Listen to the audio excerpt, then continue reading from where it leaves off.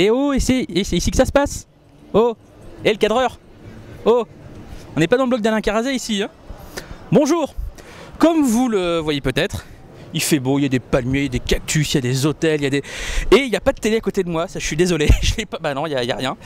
Et ben en fait, bien je suis au MIPCOM à Cannes, où nous avons eu le privilège d'être invités pour rencontrer les professionnels qui font la télévision, qui font tous les programmes de la télévision, des jeux, de la télé-réalité et des séries télé, bah oui on est là pour ça.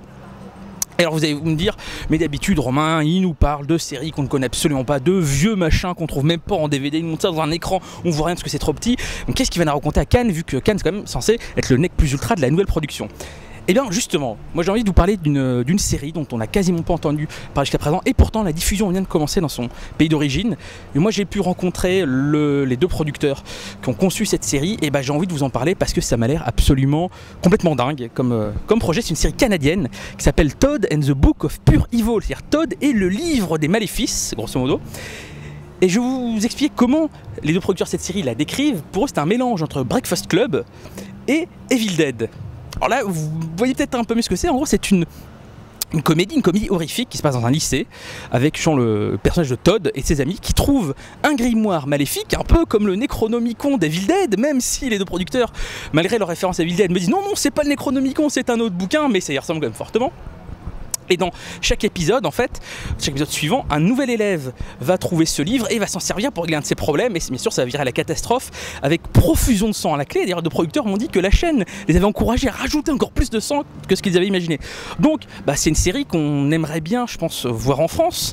Malheureusement, comme ça passe pas sur une grande chaîne américaine, personne n'en parle. Du coup, personne n'arrive à la voir, si vous voyez ce que je veux dire. Et c'est bien dommage parce que c'est vraiment fait par deux passionnés qui avaient d'abord tourné un court-métrage il y a 5-6 ans, c'est un peu ce court-métrage qui est série de pilote qui a convaincu la chaîne canadienne de se lancer. Donc voilà, c'est vraiment ce genre de petits projets qui, moi, me paraissent vraiment intéressant à vous faire découvrir. Moi j'ai diablement envie de la voir. On vous passera d'ailleurs l'interview de ces deux producteurs un peu plus tard. Donc voilà, c'est ce genre de petites pépites là qu'on trouve au MIP en fouillant un peu, je vous le cache pas. Et voilà, vraiment si vous arrivez à tomber dessus, si vous trouvez des articles dessus, des photos, ils ont une page Facebook, Todd and the Book of Pure Evil. Je pense que c'est vraiment, si vous suivez régulièrement ce blog, c'est vraiment la série qui vous attend, que vous devez absolument découvrir. Voilà, je vais pas en rajouter parce que voilà, moi je vais pas faire mon carré, je vais pas déblatérer pendant des heures en vous montrant les stands, les fanions, les posters ou je ne sais quoi. Je vous dis à la prochaine.